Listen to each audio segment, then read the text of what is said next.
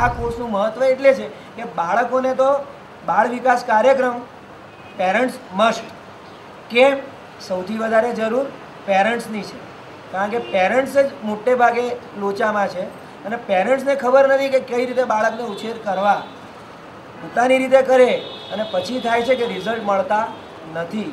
પણ કંઈક એવું મને મળ્યું એટલે બધાને ઇનડાયરેક્ટલી એવી રીતે આપું છું કે જેથી બધાને એમ ખબર પડે કે હા અમે ક્યાં ક્યાં ભૂલ કરતા હતા.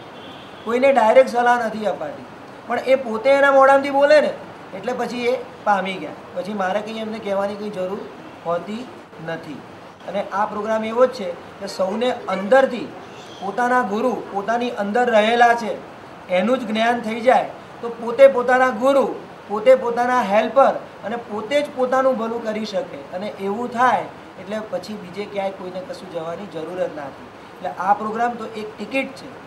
પ્રોગ્રામ પછી યાત્રા શરૂ થાય છે અને એ યાત્રા બધા સુખ શાંતિથી પોતાની આખી જિંદગી જીવી શકે એના માટે જ છે. અને આ પ્રોગ્રામ આગળ ચાલે તો એવું કહેવાય છે કે બાળકોને જો સારું જ્ઞાન હશે ને તો બાળકોના થકી એમના થકી જે ભવિષ્યમાં જે પેઢીઓ થવાની ને એ વધારે સારી અપ ટુ ડેટ જ થવાની. અને ચારે દિશામાંથી આ રીતે કામ થઈ જ રહ્યા છે. ઘણી બધી સંસ્થાઓ આ રીતે કામ કરી જ રહી છે અને એમાં આપણા તરફથી એક આપણે એક સૈનિક તરીકે આપણે યોગદાન આપીશું. That's all. અમદાવાદમાંથી મેં યોગાસન અને મેડિટેશન શીખ્યું. સરે અમને બધી ઇન્ફોર્મેશન આપી ખાવાની અને બીજી બધી, એના માટે હું સરને થેન્ક યુ કહેવા માગું છું. આદર્શ અમદાવાદમાં મને બહુ જ મજા આવી અને એના માટે હું ખૂબ સરને થैंक यू कहूँ છું. मैं बहुत मस्ती करता हूँ ना, इसलिए मेरी मम्मी ने मुझे कंसंट्रेशन के लिए इधर भेजा.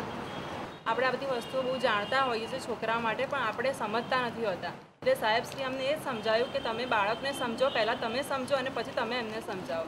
અને આપણે છોકરાઓને એમ કહીએ છીએ કે ભાઈ તું સમજ, પણ આપણે જ ના સમજતા હોય તો છોકરાઓને કેવી રીતના સમજાવી શકવાના હતા. પહેલાં તો અમને એમ હતું કે લગભગ 4-5 જણા આવશે, પણ સાહેબશ્રીનો અભિગમ છોકરાઓ પ્રત્યે એટલો બધો હતો અને સાહેબશ્રી છોકરાઓ જોડે એટલા બધા એટેચ થઈ ગયા કે છોકરાઓ તો એમ જ કહે છે ના અમારે તો 8 વાગે પહેલાં મારા બાળકો આવી રીતના કોઈ પ્રોગ્રામમાં જવાનું તો ના પાડી દે, પણ અત્યારે તો 7:45 થાય એટલે ઘરમાં હાજર થઈ જાય કે ના ભાઈ અમારે આ પ્રોગ્રામમાં તો જવું છે જ. બાળ વિકાસના કાર્યક્રમમાં સરે એટલું બધું અમને નોલેજ આપ્યું છે કે જેને અમે અવેર નહોતા. પહેલા દિવસે તેમણે અમને એ અવેરનેસ આપી કે બાળકોને તમારે શું શું ખવડાવવું જોઈએ, એટલે એમ કે બાળકની હેલ્થ સારી હશે તો જ એ બાળક સારી રીતે ભણી શકશે, એનું મગજ સારું ચાલશે અને રિઝલ્ટ સારું આવશે. એના માટે એમને ફૂડની બધી ઇન્ફોર્મેશન આપી કે તમારે બાળકને શું ખવડાવવું જોઈએ, શું ના ખવડાવવું જોઈએ.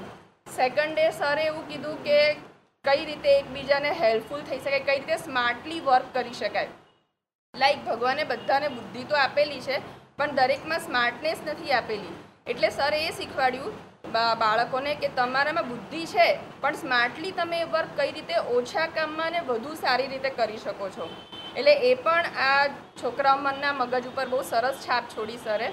પ્લસ દરેક દિવસે સરે અમને પેરેન્ટને પણ એક્ટિવિટી આપી હતી અને બાળકોને પણ એક્ટિવિટી આપી હતી. મેં બાળ વિકાસમાં ફર્સ્ટ ટાઈમ મારું ઇન્વોલ્વમેન્ટ છે અને હું આદર્શ અમદાવાદની ઋણી છું કે આ એક જ કાર્યક્રમથી હું ખૂબ જ ઇમ્પ્રેસ થઈ છું અને હું બીજા બધાને બી અહીંયા આવવા માટે હું કહીશ અને પ્રેરણા આપીશ બધાને કે અહીંયા આવે, જુદા જુદા ક્લાસીસ અટેન્ડ કરે.